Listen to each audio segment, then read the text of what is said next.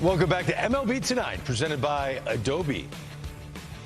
Dodgers, Nationals, DC packed house, loving their Nats, and C.J. Abrams was feeling the good vibes. I thought CJ was going to end up being in L.A., believe it or Look not. where this ball went. My goodness. Off the facade. Uber talented, man. This is the kind of MO for the Dodgers, though. They fall behind in games, and then they just come storming back. Well, you just knew eventually. They had to start hitting because they didn't have a good homestand. This guy, Shohei Ohtani, #1 of many. would reemerge. How many homers will he hit this year? 35. 47. Harold? Oh, I was going to say 50. I just don't know. He's going to dedicate a lot more time to pitching. That's why I think I got a solution for them. Oh, do you? Yep. You're going to Mookie. fix the Dodgers? Yep. Oh, I love when Harold fixes teams. Mookie Betts, 2-run shot. It's 5-3 Dodgers. Boy, I tell you what, he looks exactly the same as when he broke into the big doesn't he? leagues. This kid right here, Andy Pages, is going to be a problem. He's a star. Tell you And what. everybody's forgetting about him. He's going to live for years on years, that catch he made in Game 7 of the World Series. Man. And think about it, he was buried during the series. He didn't play. There he is. Freddie Freeman rests his head on a pillow made of concrete. Does it warm your heart that you know Freddie's watching right now and I he's hope grinning so, Freddie. ear to ear because he Yeah. loves when you do that? Tell you what, it was a matter of time before they got clicking. And they were just missing balls in L.A. It's the guy that called in Cubland King Tuck. We need a different nickname. Yeah, He's we a got to come up. Dodger. Yeah, Tucker Blue. yeah. First of many for him, too. It's just hard to keep this lineup down. When they start hitting, and they really haven't hit on all cylinders yet, scary what they're going to do this year. 13-6 is the final. Top 4 hitters in the batting order all hit a home run. Look, it's a rarity to see that in franchise history. So I'm glad to see this because that brings me to my point that I was saying, my next step to fix them. Get them rolling. Okay. Remember I did this whole thing with Ohtani leading off? Right. He's got to run away, right? He runs in, he has to do all these things. And I thought about it today, I'm like, this is the one team that doesn't have to have him lead off one game out of the week. When he pitches, he can hit third. They didn't come in, drink some water. Buy some time. Watch the guy get ready. Because what are you losing if Tucker leads off? Or if Mookie leads off? Or if Freddie leads off? You don't have to have Shohei lead off just because he leads off. Well, you're saying it like you don't have to. You don't have to. This is just my personal opinion. I think Shohei decides where he hits. Well, You're probably on his side there, right? if you think that's the case, then somebody needs to talk some sense into it. You don't have to strike everybody out or in the inning, sprint off the mound, have somebody hand you water and get yourself ready and rush up to the But do you know why he does it? Because he knows no one in the history of baseball after he's done playing will ever do it. But what I'm saying, Greg, he's still hitting third. You're hitting in the first inning. He doesn't want to hit third. Harold, this is a conversation. This is not for Andrew Friedman or Dave Roberts. No, I think it is. I think you need to look into camera 6. I don't think it is. And you need to talk to Shohei. I don't think it's Shohei, but I'll talk to him. Shohei, look, man, we know you're the greatest player we've seen. I think it's amazing. You know how much I love you. All the way back to your days in Japan before you even became an Angel, let alone a Dodger. Let me tell you something, though. You're an amazing two-way player, but I want to say this. The day you pitch, you don't have to lead off.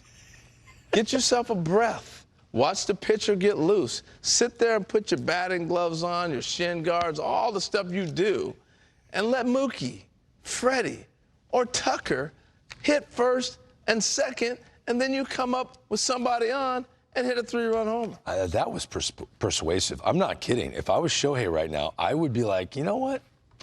Remember Harold went to the drive-thru the other day? Yeah. And he changed 2 lineups. Yeah. He changed 2 big league lineups. No need to rush. He'll be fine. Take a breath. Is Shohei pitching over the weekend?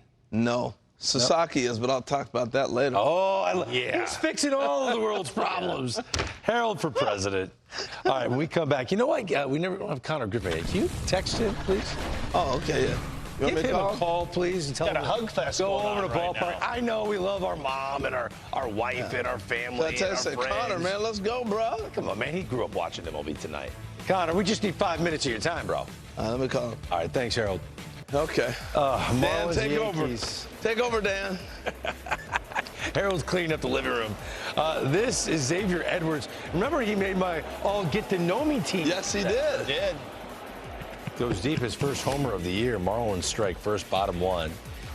Man, this kid, Yuri Perez. Oh, no, don't throw it there. Don't go there. Don't throw it there. Yuri pitched a little scary today, though. I'm going to talk about it in a second. Judge's third homer, fourth hit of the year. Here's Aaron Judge. Oh, no, did that hit him?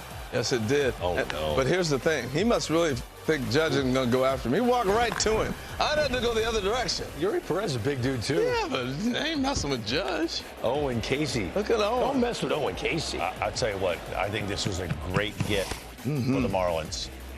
Ben Rice. He's got a huge year. This guy can flat out hit. And he's much improved at first base, too. Yes. I'm trying to get a hitting comp for him.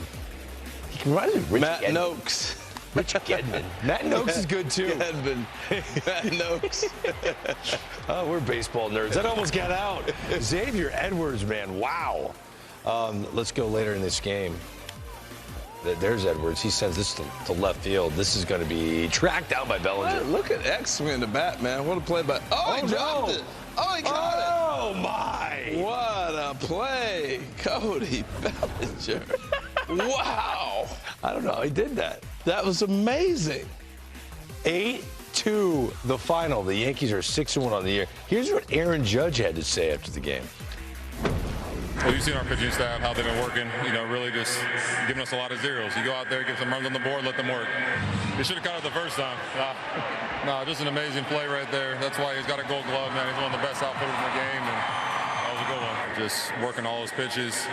And like I said, giving the offense a chance to work. You hold on a team like Miami that's been hot coming in, so just fun to play defense behind them. This is the best place to play, no better place in baseball, and we're going to be doing a lot of this year. The Yankees off to a terrific start, and they beat a talented pitcher in Yuri Perez. Now, you said something during the highlight, Harold.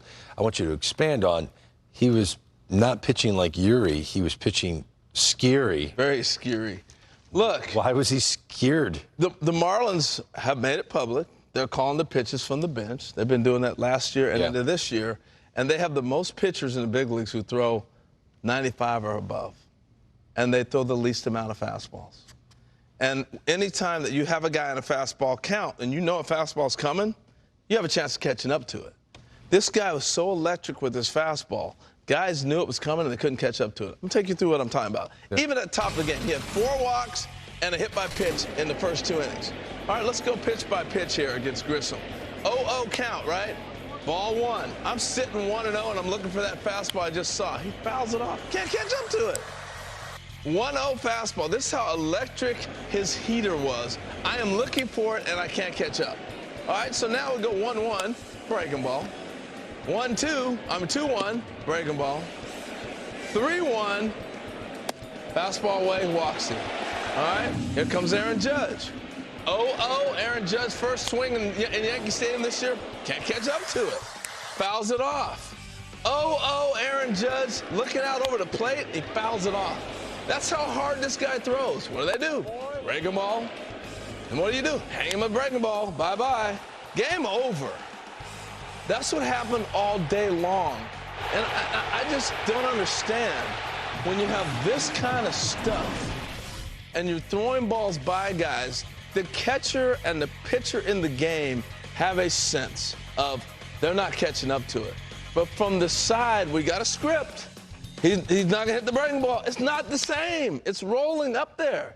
And so he nibbled when he has the stuff to not have to nibble, is what you're saying. He walked 6 guys. Yeah, I'm just curious Dan's take on that. Yeah, that would be a tough thing. But today, like the Marlins are used to this. They started implementing this towards the end of the season last year, and they phased this in spring training. So it's not like it's the whole organization. Yeah, it's not like it's something new.